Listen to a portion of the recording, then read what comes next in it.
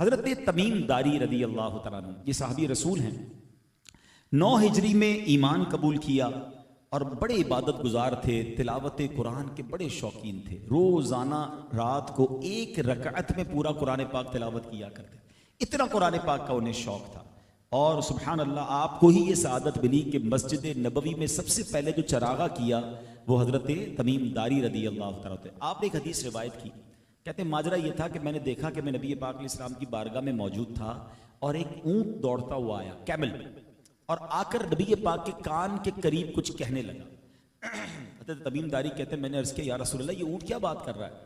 प्यारे आका अलैहिस्सलाम फरमाते हैं ये अपने मालिक की शिकायत करने आया है।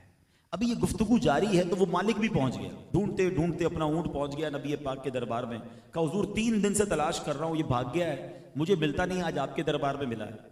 प्यारे आका अलैहिस्सलाम ने फरमाया कि इसने तुम्हारी बड़ी बुरी शिकायत की है। कहा हुजूर क्या शिकायत की है? प्यारे आका अलैहिस्सलाम फरमाते हैं ये शिकायत ये कर रहा है कि सारी ज़िंदगी अपने मालिक की मैं खिदमत करता रहा, सामान उठाता रहा, अब बूढ़ा हो गया हूँ तो इनका प्लान है कि मुझे ज़िबा कर देंगे। हुजूर मुझे फरमा बरदारी का ये सिला तो नहीं मिलना चाहिए था। अल्लाह अकबर। नबी पाक ने जब पूछा कि वाकई तुम्हारा यही प्लान है, तो मालिक कहता है हुजूर इरादा तो यही है, अब ये बूढ़ा हो गया है तो इसको ज़िबा कर दें। तो नबी पाक अलैहिस्सलाम ने हालांकि खुद कुर्बानी में कई ऊँट नहर फरमाए हैं, मगर यहाँ पर इस ऊँट ने सिफारिश की थी, इस ऊँट ने चूंकि शिकायत की और मदद की दरख्वास्त की, तो प्यारे आका अलैहिस्सलाम ने उसके मालिक से कहा ये बताओ कितने में ये ऊँट मुझे बेचोगे? वो कहता है 100 दिरहम में। नबी पाक ने 100 दिरहम अदा किए, ऊँट खरीदा और उस ऊँट को आज़ाद कर दिया। कहा जाओ तुम अल्लाह की रज़ा के लिए आज़ाद हो। ऊँट नबी पाक अलैहिस्सलाम को दुआएं देता, आपकी उम्मत को दुआएं देता, वहाँ से चला गया। अब इस एक हदीस में हम सब के लिए बहुत कुछ है। पहली बात तो कि शान मुस्तफ़ा कैसी है कि अल्लाह के हबीब अलैहिस्सलाम जानवर की भी बोलियाँ सुनते हैं, समझते भी हैं और सुभान अल्लाह कम्युनिकेट भी कर सकते हैं। और सहाबा का भी अकीदा था। जब तो हजरत तमीम दारी ने नबी पाक से पूछा ना हुजूर ये आपसे ऊँट क्या बात कर रहा है, तो एक तो कमाले मुस्तफ़ा, शान मुस्तफ़ा, और अब इसके तहत जो हमने और बातें सीखनी हैं। नबी पाक अलैहिस्सलाम की शान क्या है? जहां अल्लाह ने बहुत सारे अलकाबात से नवाजा, कहीं ताहा फरमाया, कहीं यासीन फरमाया, कहीं खातमुन नबिय्यीन फरमाया, कहीं मुद्दस्सिर और कहीं मुज़म्मिल कह के पुकारा, वहीं अपने रब अज़्ज़ व जल ने अपने हबीब अलैहिस्सलाम को रहमतुल लिल आलमीन कहकर भी पुकारा। वमा अरसलनाका इल्ला रहमतल लिल आलमीन। तर्जुमा क्या है इस आयत का? और हमने तुम्हें न भेजा मगर रहमत सारे जहान के लिए।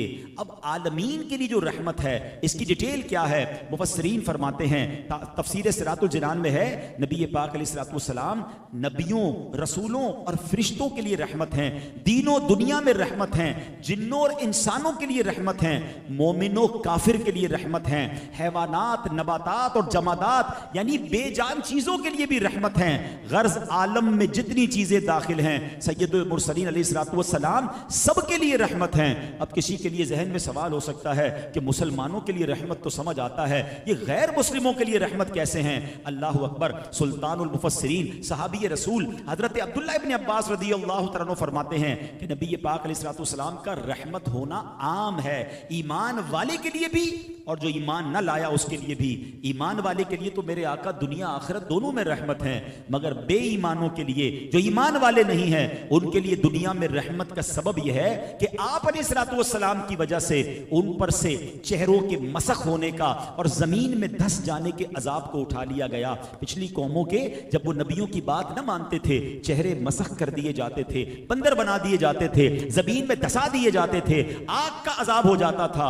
मगर नबी पाक अलैहिस्सलाम की आमद के बाद चूंकि वो रहमतुल लिल आलमीन है, तो अब गैर बेईमान वालों यानी ईमान नहीं है जिनके पास, उनके लिए भी रहमत यह है कि अब उनके चेहरे मसख नहीं किए जाते।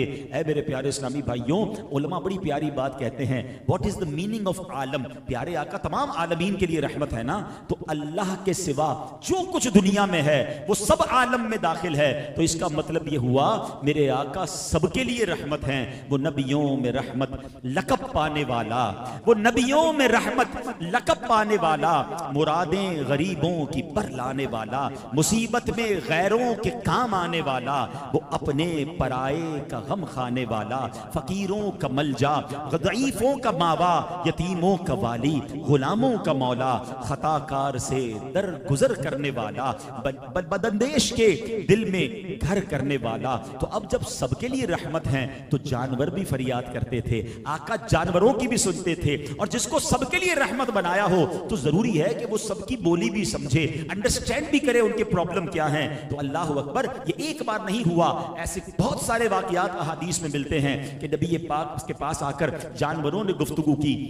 और सुभान अल्लाह, चूंकि रहमतुल लिल आलमीन है तो अब सबके लिए रहमत है, तो अब हमारी भी तो कोई रिस्पॉन्सिबिलिटी बनती है ना। हम नबी पाक के उम्मती हैं तो हमारे अंदर क्या वस्फ होना चाहिए। आज मेरे बयान का मौजू ये है मेरे प्यारे इस्लामी भाइयों, चूंकि हम उम्मती हैं जनाब रहमतुल लिल आलमीन की, तो हम भी रहमदिल बने, हम भी सबके लिए मोहब्बत फैलाने वाले बने, हम भी सबके मददगार बने, हम भी लोगों के लिए आसानियां पैदा करने वाले बने। यानी ऐसा ना हो कि मैं जहां जाऊं लोगों के लिए लाइफ मुश्किल करता चला जाऊं, कहीं ऐसा बनना है कि मेरी वजह से लोगों के लिए जिंदगी आसान होती चली जाए। नबी पाक अलैहिस्सलाम, सुभान अल्लाह, अब जरा सुनिएगा, हजरत अब्दुल वहाब शारानी रहमतुल्लाहि तआला अलैह, ये वक्त के इमाम हैं, उन्होंने बड़ी प्यारी बातें फरमाई। वो कहते हैं कि रसूल पाक अलैहिस्सलाम की जानिब से तमाम मुसलमानों को ये नसीहत है कि हम शरीयत के दायरे में रहकर तमाम मखलूक पर रहम और शफकत करें। Not only for the Muslimeen, not only for the human beings, बल्कि जानवरों पर, हशरातुल अर्ज पर, परिंदों पर, हर किस्म की चीज पर हमारी तरफ से नरमी और आसानी और रहमदिली होनी चाहिए। अब जरा हदीस पाक सुनिएगा, हजरत अबू मूसा अशअरी ही इस हदीस के रावी हैं, कहते हैं नबी पाक ने फरमाया, ला तदखुलुल जन्नत हत्ता तराहमू। आका फरमाते हैं यानी तुम उस वक्त तक जन्नत में दाखिल नहीं हो सकते जब तक आपस में रहम दिल ना हो जाओ। इट मींस ये कंपलसरी क्वेश्चन है, ये कार्ड है, अगर आप रहम दिल नहीं है तो आप जन्नत में दाखिल नहीं हो सकते। जब सहाबा ने ये हदीस सुनी ना तो सहाबा कहते हैं या रसूल अल्लाह कुलना रहीमुन, हुजूर हम तो आपस में रहम दिल हैं। सुने नबी पाक ने क्या फरमाया, मतलब ये नहीं कि तुम में से कोई अपने दोस्त पर रहम करे, बल्कि फरमाया इससे मुराद रहमत आम्मा है, इंसानों पर, जानवरों पर, अल्लाह की हर मखलूक पर रहम करना है। अब इसका जब रिजल्ट क्या बना कि जिसके दिल में रहम नहीं है, जो रहम दिल नहीं है, वो जन्नत में दाखिल नहीं होगा। हम रहम दिल होते हैं अपने दोस्तों के लिए, अपने रिश्तेदारों के लिए, अपने जानने वालों के लिए, क्या बाकी तमाम मुसलमानों के लिए, बाकी तमाम इंसानों के लिए, और फिर क्या जानवरों के लिए भी हमारे दिल में रहम है। याद रखिए रहम दिल बंदा अल्लाह को बड़ा पसंद है। अब बड़ा खूबसूरत फरमान इमाम शारानी फरमाते हैं, मखलूकात में से, अब किसी के जहन में सवाल पैदा हो सकता है कि चले रहम दिली कर लेते हैं, मगर इसकी कोई क्वांटिटी भी रिक्वायर्ड है। आप कहते हैं मखलूकात में से हर एक खुद जितना अपने हक में रहम दिल है, हम उसकी हक में उससे भी बढ़कर रहम दिल हो जाएं कि ये विरासत मुस्तफ़ा है। अब जरा समझिएगा, आपको कोई कहेगा यार ये सामने बंदा बैठा है, इसको जितना जोर से चाटा मारोगे ना इतने ज्यादा पैसे मिलेंगे। ओ बाप रे बाप, अब जो थप्पड़ पड़ेगा ना जितना जोर से, क्योंकि भाई इसको जितना जोर से मारूंगा इतना बड़ा इनाम मिलेगा, और यही कहा जाए कि अपने आप को जितना जोर से मारेंगे उतने पैसे मिलेंगे। तो अल्टीमेटली हमारे अंदर एक अलार्म सिस्टम लगा, हम जोर से हाथ लेकर भी आए ना, चेहरे के करीब आकर हाथ खुद ही स्लो हो जाएगा, क्योंकि मुझे अपने आप को मारना है ना। अपने अंदर हमारे लिए रहमदिली है, हम चाहते हैं मेरे साथ ज्यादती ना हो, मुझे तकलीफ ना पहुंचे।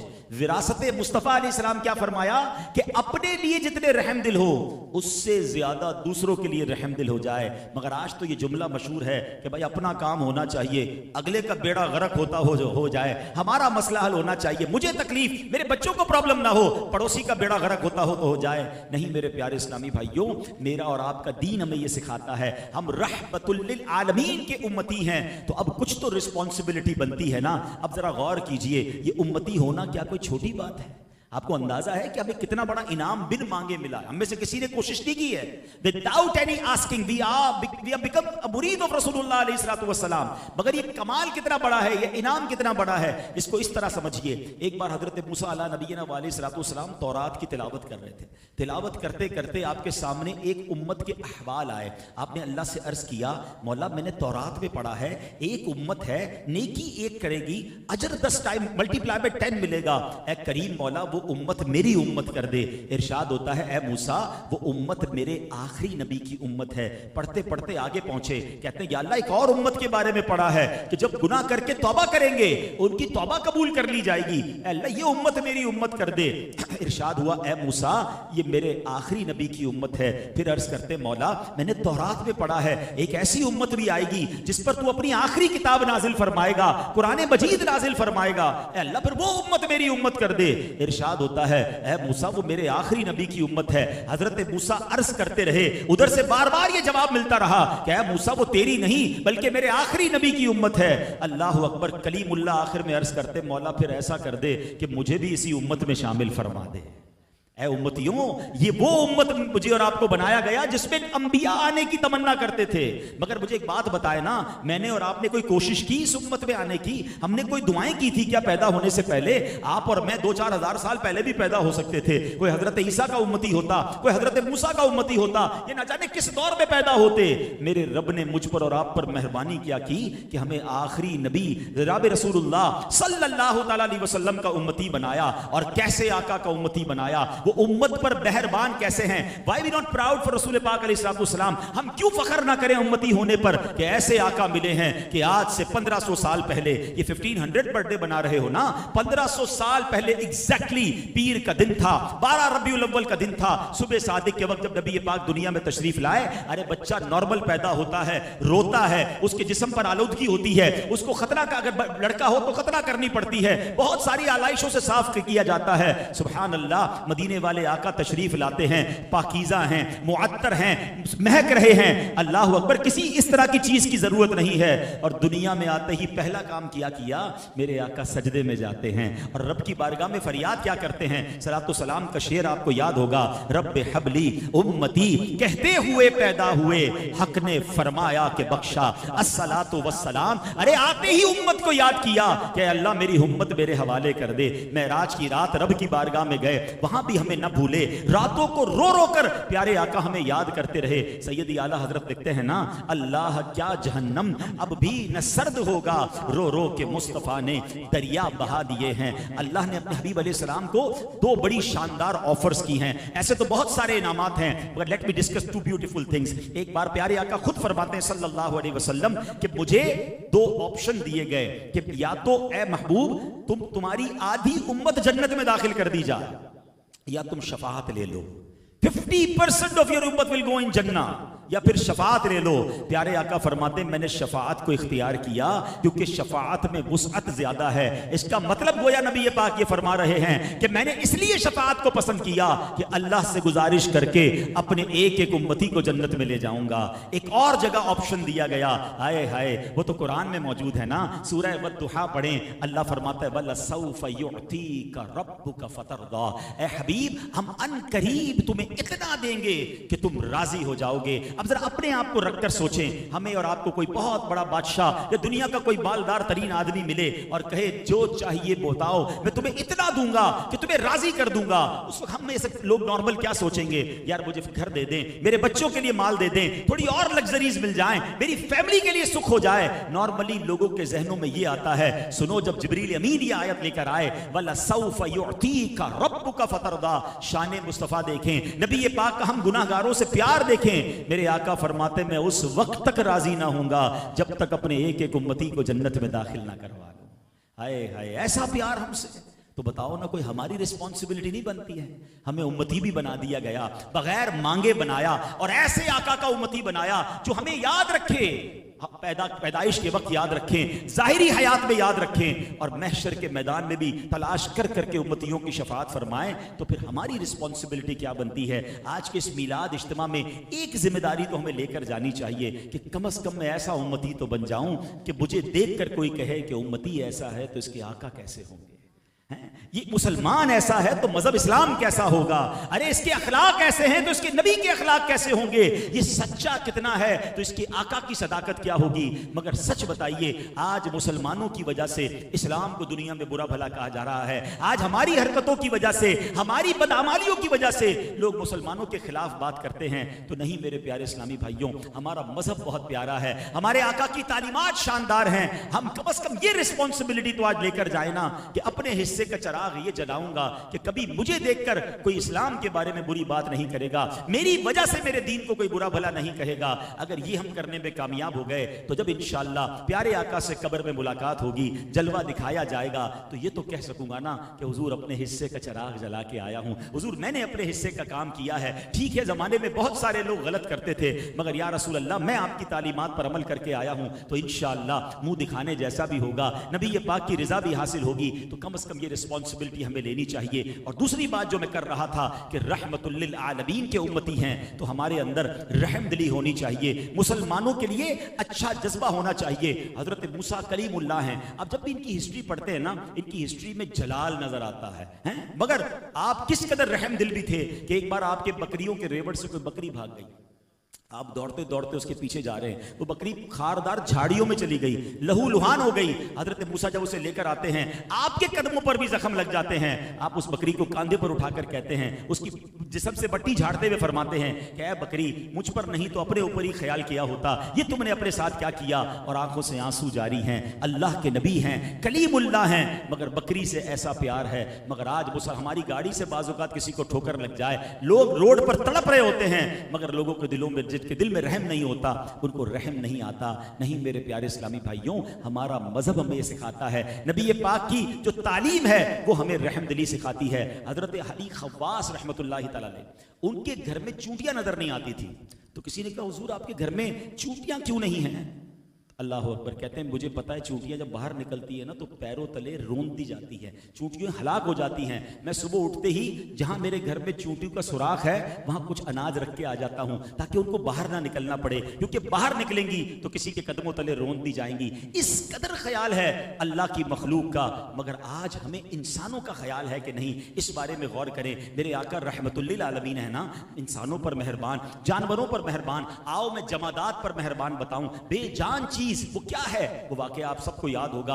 अल्लाह मुझे और आपको बार बार मदीना मुनव्वरा की हाजिरी अता फरमाए। रियाजुल जन्ना में एक सुतून है ना, एक पिलर है जो याद दिलाता है एक अजीम वाकये की। और वो वाकया क्या था कि नबी ये पाक एक खजूर के तने से टेक लगाकर बयान किया करते थे, और वो बयान करते करते एक सहाबिया आकर अर्ज करती हैं, हुजूर आप तने से टेक लगाते हैं, मैंने आपके लिए मिंबर बनाया है, हुजूर इस मिंबर पर तशरीफ रखें। मेरे आका ने मिंबर पर बैठकर खुतबा देना शुरू किया। सहाबी कहते हैं मस्जिद नबवी में जिस तरह बच्चा बिलक बिलक कर रोता है, ऐसे रोने की आवाज आई। हम सब हैरान हैं, आवाज कहां से आ रही है, किसी को समझ नहीं आ रही कि रो कौन रहा है, रोते हुए नजर कोई नहीं आ रहा। मगर नबी ये पाक मिंबर से उतरते हैं, उस सुतून को हाथ फेरते हैं, एक रिवायत के मुताबिक सीने लगाते हैं, और रावी कहते हैं पहले जो चीख चीख कर कोई रो रहा था, अब जैसे रोते रोते बंदा वापस सिसकियां लेता है, कहते अब सिसकियों की आवाज आई, और आहिस्ता आहिस्ता वो सुतून चुप हो गया। और प्यारे आका ने वो तारीखी जुमले इरशाद फरमाए जिसका मजमून है कि ऐ सुतून, अगर तुम कहो तो तुम्हें यहाँ किसी बाग में लगा दूं, फिर से जिंदा कर दूं, तुम्हारे पौधे भी निकले, तुम्हारे फल भी निकले, या कहो तो तुम्हें जन्नत के बाग में लगा दूं। और नबी पाक फरमाते सुतून ने मुझे कहा या रसूल अल्लाह मुझे जन्नत के बाग में लगा दें। नबी पाक ने मस्जिद नबवी में ही इसकी तदफीन कर दी। आज भी रियाजुल जन्ना में आप जाएं, आपको एक सुतून जो मिंबर रसूल के पास है, अस्तवानातुल हनाना नजर आएगा। What is the meaning of हनाना? हनाना के माने हैं रोने वाला सुतून। अल्लाह अकबर, गोया दुनिया आज भी मानती है कि ये सुतून रोया था और नबी पाक ने उसे सीने लगाया था। पत्थर की बात करे, अल्लाह मुझे और आपको जबल ओहद की बार बार हाजिरी अता फरमाए। उस पहाड़ के बारे में मेरे आका ने फरमाया जिसका मजमून है ओहद मुझसे मोहब्बत करता है, मैं ओहद से मोहब्बत करता हूं और ये मेरे साथ जन्नत में जाएगा। जरा इन दो वाकयात को याद रखिएगा। सुतून रोता है, आका सीने लगाते हैं और जन्नत में लगा देते हैं, और पहाड़ मोहब्बत करता है तो आका फरमाते मैं भी इससे मोहब्बत करता हूं और ये जन्नत में मेरे साथ जाएगा। उलमा ने बड़ी प्यारी डिबेट की है, अरे सुतून तो बेजान है, पत्थर और पहाड़ तो बेजान है, वो मोहब्बत करे तो आका सीने लगाएं, अगर उम्मती दिल से मोहब्बत करे तो क्यों ना करम नवाजी होगी, क्यों ना जन्नत में ले जाएंगे। तो सच्ची गुलामी इख्तियार करनी है, सच्चा इश्क रसूल अपने दिल में ले आइए, इंशाअल्लाह दुनिया में भी खैर है और आखिरत में भी खैर है। तो ऐ मेरे प्यारे इस्लामी भाइयों, जो आज मैं अर्ज करने आया हूं कि जहां हमने रिस्पॉन्सिबिलिटी महसूस करनी है बीइंग उम्मती ऑफ रसूल पाक अलैहिस्सलातु वस्सलाम, उसके साथ साथ अपने दिल में रहमदिली को भी पैदा करना है। अब यहां बाज़ औक़ात तो घर में बेटी पैदा हो जाए तो बीवी को ताने दिए जाते हैं, घर में लड़ाई झगड़े हो रहे हैं कि बेटी क्यों पैदा हो गई है। अल्लाह अकबर, क्या बेटी औरत के हक में है पैदा करना? अगर ऐसा हो भी गया तो अल्लाह की देन है, और फिर इस पर इतना प्रेशर ना लिया करें कि बेटियां पैदा हो रही हैं तो इनकी शादी का क्या होगा। अरे जिस रब ने बेटी दी है वही इंतजाम फरमाने वाला है। और सुभान अल्लाह, बेटियों की फजीलत कैसी है। नबी पाक अलैहिस्सलाम फरमाते हैं, जिसका मजमून है कि बेटियों को बुरा ना कहो, बेशक मैं भी बेटियों वाला हूं। जरा सोचे ना, कितना प्यारा जुमला है कि मैं भी बेटियों वाला हूं। बल्कि हदीस पाक में मेरे आका ने फरमाया, जिसकी 3 बेटियां हों उन बेटियों की अच्छी परवरिश करे, हदीस पाक का मजमून है, तो उस अल्लाह की रहमत से उस पर जन्नत वाजिब हो जाती है। एक सहाबी कहते हैं, हुजूर अगर किसी की 2 बेटियां हों, आका फरमाते 2 बेटियां हों फिर भी जन्नत वाजिब हो जाती है। अल्लाह अकबर। साहबी रसूल कितने कमाल के थे। हम जैसों के लिए भी सवाल कर लिया, हो सकता है अभी भी कोई सोच रहा हो जिसकी एक ही बेटी हो। जब ये मैं हदीस पढ़ रहा था, मैं भी जब यहां तक पहुंचा, मैंने कहा मेरी तो एक ही बेटी है। अल्लाह अकबर। साहबी कहते हैं किसी की 1 बेटी हो, मेरे आका फरमाते 1 भी बेटी हो तो जन्नत वाजिब हो जाती है। अरे बेटियां तो जन्नत में जाने का टिकट है, और बेटियां पैदा होने पर घर पे लड़ाइयां हो रही हैं। कहां गई वो रहमदिली। नहीं मेरे प्यारे इस्लामी भाइयों, मेरे आका का अपनी बेटी के साथ क्या सलूक था। बीबी फातिमा खातून जन्नत रदी अल्लाह तआला अन्हा जब नबी पाक के दरबार में आती, मेरे आका खड़े होकर उनका इस्तकबाल करते, अपनी जगह बिठाते, और जब नबी पाक बीबी फातिमा के पास जाते, बीबी फातिमा खड़ी होकर नबी पाक का हाथ भी चूमती और अपनी जगह बिठाती। प्रैक्टिकल करके मेरे नबी ने बताया कि बेटियों के साथ सलूक कैसे रखना है, रहमदिली कैसे रखनी है। तो ऐ मेरे प्यारे इस्लामी भाइयों, बेटियों पर ईसार करना, बच्चों के साथ अच्छा सलूक करना, ये अल्लाह को बड़ा पसंद है। बीबी आयशा सिद्दीका रदी अल्लाह ताला अन्हा फरमाती है, मेरे पास एक मिस्कीन औरत आई, उसकी 2 बेटियां थी। कहते मैंने उसको 3 खजूरें दी, उसने दोनों बेटियों को 1-1 खजूर दी, और फिर जिस खजूर को वो खुद खाना चाहती थी, उस औरत ने उस खजूर को भी 2 करके अपनी बेटियों को ही खिला दिया। माँ होती है ना, भूखी वो भी थी, मगर दोनों बेटियों को 1.5 खजूर खिला दी। कहती मुझे बड़ा ताज्जुब हुआ, नबी पाक से अर्ज किया कि हुजूर एक मिस्कीन औरत आई थी, 3 खजूरें दी, खुद नहीं खाया उसने, अपनी बेटियों को ही खिला दिया। मेरे आका अलैहिस्सलाम ने फरमाया, अल्लाह पाक ने इस अमल की वजह से इस औरत के लिए जन्नत वाजिब कर दी है। यह है मेरे रब की शान। कितना छोटा सा अमल है, रहम था ना, प्यार था, और बेटी के साथ अच्छा सलूक, ये अल्लाह को बड़ा पसंद है। और रहम दिली की बात जहां तक करनी है, अगर हमारे दिलों में रहम नहीं है तो इसके कॉन्सिक्वेंसेस क्या हो सकते हैं, सुनिए। नबी पाक अलैहिस्सलाम फरमाते हैं, जो लोगों पर रहम नहीं करता, अल्लाह पाक भी उस पर रहम नहीं फरमाता। यानी रहमत नहीं निकाली जाती मगर बदबख्त के दिल से। जिसके दिल में रहमत नहीं है ना, समझ लो दिल भी बदबख्त हो गया। एक बार हजरत उमर फारूक रदी अल्लाह तआला अन्हु ने गवर्नर किसी को बनाया, ऑर्डर दिया, वो गवर्नर बन गया, साथ ही खड़ा था, तो एक बच्चा दौड़ता हुआ आया, हजरत उमर फारूक ने उठाकर उसे चूमा। तो वो गवर्नर कहता है, आप बच्चों को चूमते हैं, मैं तो बच्चों को नहीं चूमता। तो हजरत उमर ने फरमाया, इसकी गवर्नरी कैंसिल करो, जो बच्चों से प्यार नहीं करता वो रियाया से क्या प्यार करेगा। तो अल्लाह को ये पसंद है कि बच्चों के साथ अच्छा सलूक हो, अपनी फैमिली के साथ अच्छा सलूक हो, और बिलखुसूस गरीब लोगों के साथ और मुलाजमीन के साथ अच्छा सलूक होना चाहिए। रहम दिली सब के लिए होनी चाहिए। खुश नसीब है जिनके दिलों में रहम है, और जिनके दिल में रहम नहीं वो अल्लाह से दुआ करें कि अल्लाह मुझे रकीकुल कल्ब और मुझे रहम दिल बना दे। अब आखिर में जो जानवरों के साथ बुरा सलूक करते हैं, कुछ लोगों को जानवर पालने का तो बड़ा शौक होता है मगर उनका ख्याल नहीं रखते। हदीस पाक में आता है कि नबी पाक अलैहिस्सलाम ने फरमाया, नबी पाक ने जहन्नम में एक औरत को देखा कि औरत लटकी हुई है और एक बिल्ली उसके चेहरे और सीने को नोच रही है। तो बताया गया कि हुजूर, इस औरत ने इस बिल्ली को बंद करके भूखा रख के तकलीफ दी थी, अब इसी जानवर के जरिए इसको अजाब दिया जा रहा है। तो जानवरों के साथ भी बुरा सलूक। अगर आपको जानवर पालना है तो पहले तो उसकी शरई रहनुमाई लें और उसके बाद उसका ख्याल रखें। अगर आपकी वजह से आपके जानवरों को तकलीफ पहुंच रही है तो ऐसा नहीं इसका हिसाब नहीं होगा, जानवरों के साथ ज्यादती का भी हिसाब होगा। और सुभान अल्लाह, आप जरा बताइए, ये पढ़े लिखे और ट्रैवलर बैठे हैं, जब इंटरनेशनल ट्रैवल करते हैं तो लोग आके हमें कहते हैं, यार फलां मुल्क में क्या राइट्स हैं, उधर जानवरों के भी राइट्स हैं, उधर तो पौधों के भी राइट्स हैं, उधर इंसानों के भी राइट्स हैं, कमाल कानून है। मुझे बताओ, लगता है फिर आपने इस्लाम पढ़ा नहीं है। मैं तो आपको नबी पाक की अदाएं, उनकी हदीसें बता रहा हूं कि अगर आज मैं और आप इस्लाम को प्रॉपर्ली इंप्लीमेंट कर दें तो हमारे माशरे से ज्यादा अच्छा माशरा और हुकूक जितने इस्लाम ने बयान किए किसी और में नहीं है। कह सकते हैं कि उन लोगों ने तालीमात तो इस्लाम की ले ली है और हम मुसलमान होकर अपने नबी अलैहिस्सलाम की तालीमात से दूर हैं। तो क्यों ना आज 1500 साल मीलाद के मौके पर हम भी अपने दिल में ये रहम दिली पैदा करें और सबके लिए बेहतर हो जाएं। और अब आखिर में मैं कुछ आपको टिप्स दे देता हूं, और जो वज़ाइफ उलमा ने बताए कि अगर कोई चाहता है कि मेरा दिल भी नरम हो जाए, मेरे अंदर भी गुस्सा कम हो जाए, मेरे अंदर बदले की आग कम हो जाए। अभी पिछले दिनों सेंट्रल जेल के अंदर मेरा कैदियों में बयान था, मैंने वहां जाकर भी यही बात की कि 90% अगर आप कैदी भाई जो बैठे हैं गौर करें आप यहां पहुंचे कैसे, तो सबसे बड़ी वजह यह निकलेगी कि आपने अपने गुस्से पर काबू नहीं पाया होगा। छोटी सी बात को बड़ा कर दिया, छोटे से झगड़े को बड़ा बनाया, किसी को कब्र में भेजा और कोई जेल में आ गया, किसी का सर फोड़ दिया और आप में से कोई जेल में आ गया, और आज भी आप इंतकाम की आग में जल रहे होंगे। कैदी आज भी ऐसे थे जो मुझे पता है, मैंने पूछकर कहा भी कि आज भी आप ये प्लानिंग कर रहे होंगे कि बस अब कैद से बाहर निकल के फलां को नहीं छोड़ना जिसने केस किया था, अब फलां को नहीं छोड़ना जिसने ये किया था।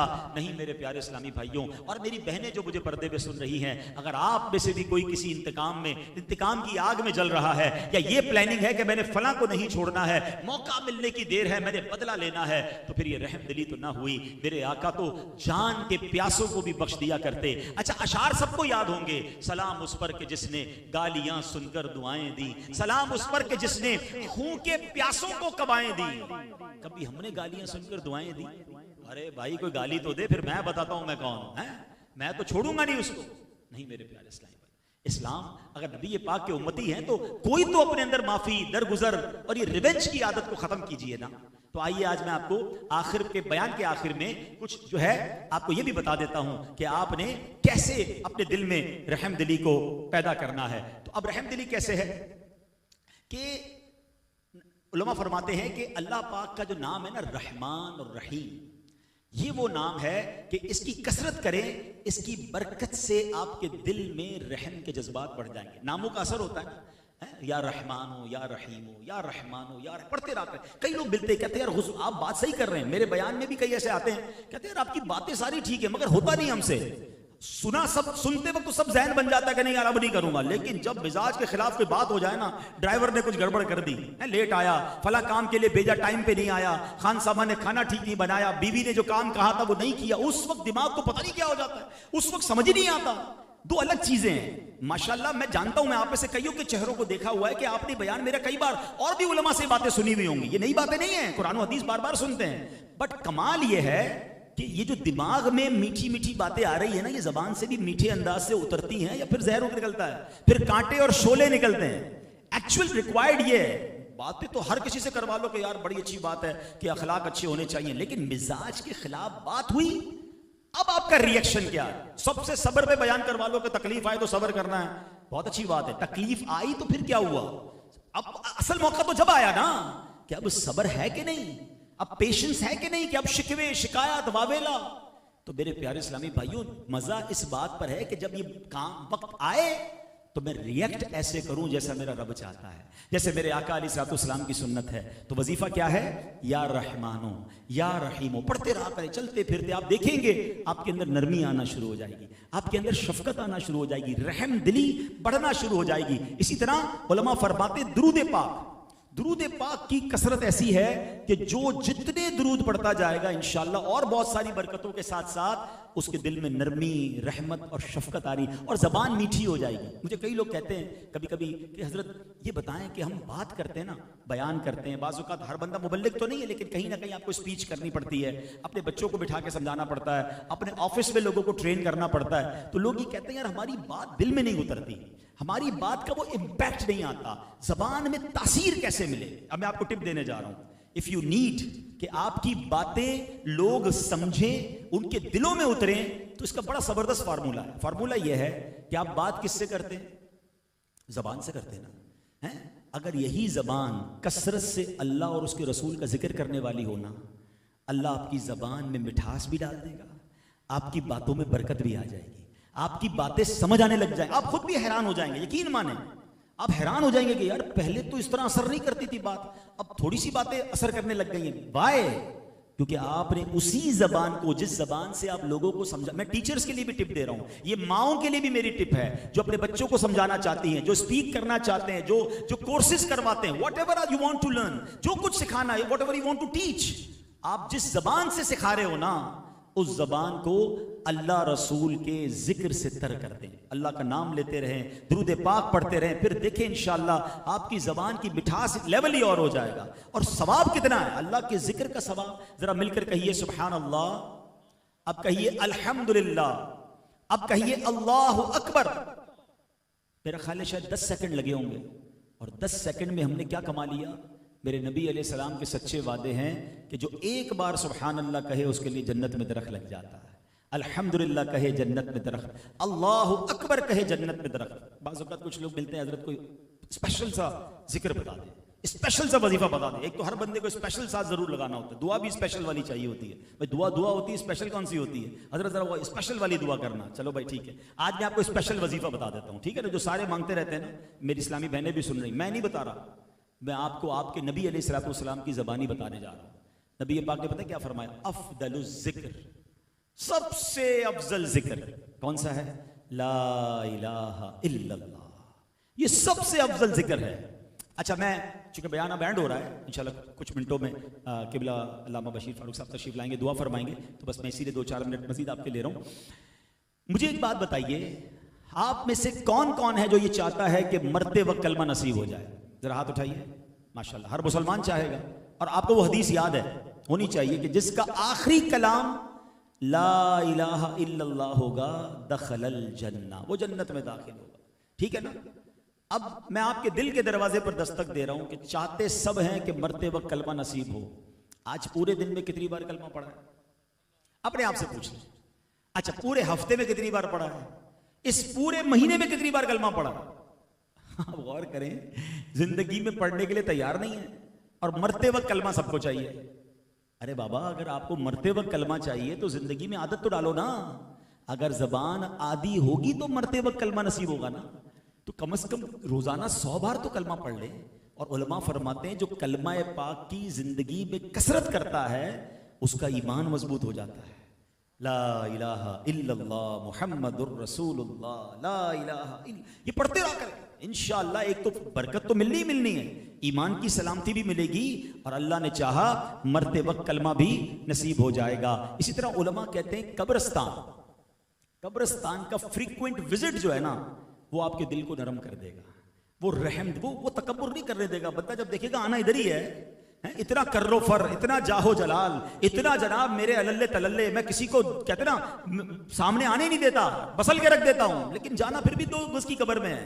तो अगर कब्रिस्तान का विजिट फ्रीक्वेंटी हो और गौर करे बंदा कि आखिरी मंजिल ये है, तो दिल नरम हो जाता है, फिर सख्ती का जी नहीं चाहता। लेकिन कब्रिस्तान भी लेसन लेने जाए। आजकल तो दफनाने जाते हैं और मोबाइल पे बातें हो रही होती हैं, कब्रिस्तान में भी रेट पूछे जा रहे होते हैं कि डॉलर का क्या रेट रहा और स्टॉक एक्सचेंज के पॉइंट्स क्या रहे। तो ये नहीं, कब्रिस्तान जा रहे हैं तो इबरत हासिल करने के लिए। आपको पता है पिछले जमाने में जब किसी का जनाजा होता था तो लोगों को ये अंडरस्टैंड करना मुश्किल हो जाता था कि मैयत इसका रिश्तेदार कौन है मरने वाले का। अच्छा, आज अगर मैं आपको कहूं कि जरा जनाजा जा रहा है, बताएं कौन रिश्तेदार है, तो आप कहेंगे यार एक बंदा होगा जिससे सब मिल रहे होंगे, थोड़ा उसका सैड सा मुंह होगा, हो सकता है 1-2 आंसू बह रहे हों, ये इसका बेटा होगा या इसका भाई होगा। Very easy to find. पहले के जमाने में बहुत मुश्किल था। क्यों? सारे ही रोते थे। इसलिए नहीं कि मैयत से प्यार होता था, जब जब जनाजे में जाते थे सबको अपनी आखिरत याद आती थी। इतना लेसन लेते थे। क्या हमारे अंदर है? तो कब्रिस्तान का विजिट जो है ना, वो इंशाल्लाह आपके दिल को नरम कर देगा। अच्छा, एक और कमाल का जो अंदाज है कि यतीमों के सर पर हाथ रखना, गरीबों की मदद करना, बेसहारों का सहारा बनना भी दिल में रहम दिली पैदा करता है। तो अगर आप चाहते हैं कि हमारे दिलों में रहम पैदा हो तो ये अमल करना शुरू कर दें, इंशाअल्लाह आप रहम दिल हो जाएंगे। और आपने हदीस याद रखनी है कि जन्नत में बगैर रहम दिल, यानी जिसके दिल में रहम नहीं होगा वो दाखिल नहीं होगा। अगर हमें जन्नत में जाना है तो रहम दिल बनना है, और सिर्फ अपने दोस्तों यारों के लिए नहीं, तमाम इंसानों के लिए, जानवरों के लिए, तमाम लोगों के लिए रहम दिल बन जाएं, क्योंकि रहमतुल लिल आलमीन के उम्मती हैं। रब्ब करीम से दुआ करता हूँ कि अल्लाह करीम हमें रहम दिली नसीब फरमाए, और ये ऐसी प्यारी बातें हमें दावत इस्लामी के प्यारे प्यारे माहौल में सिखाई जाती हैं। आप दावत इस्लामी के अगर इस तरह के मज़ीद बयानात सुनना चाहते हैं, हमारे सोशल मीडिया अकाउंट्स हैं, उसको फॉलो करें, मदनी चैनल देखें। फैज़ान मदीना ज़्यादा दूर नहीं है, और अब तो 11वीं शरीफ की बरकत से ट्यूसडे से डेली मदनी मुज़ाकरे शुरू होंगे 9 to 11। तो 2 घंटे के लिए कभी भी फैज़ान मदीना आकर आप देखें कि वहाँ माशाल्लाह किस तरह इल्म दीन सिखाया जाता है। अल्लाह पाक हमें अमल की तौफीक अता फरमाए और हमें दुनिया और आखिरत की बरकतें अता फरमाए। आखिर में मैं इरफान भाई को फिर शुक्रिया अदा करूँगा, मुबारकबाद पेश करूँगा कि जिस मोहब्बत और जिस प्यार के साथ इन्होंने ये महफिल सजाई और हर साल सजाते हैं, अल्लाह करीम इनको इसकी बेहतरीन जज़ा अता फरमाए। सल्लु अलल हबीब सल्लल्लाहु तआला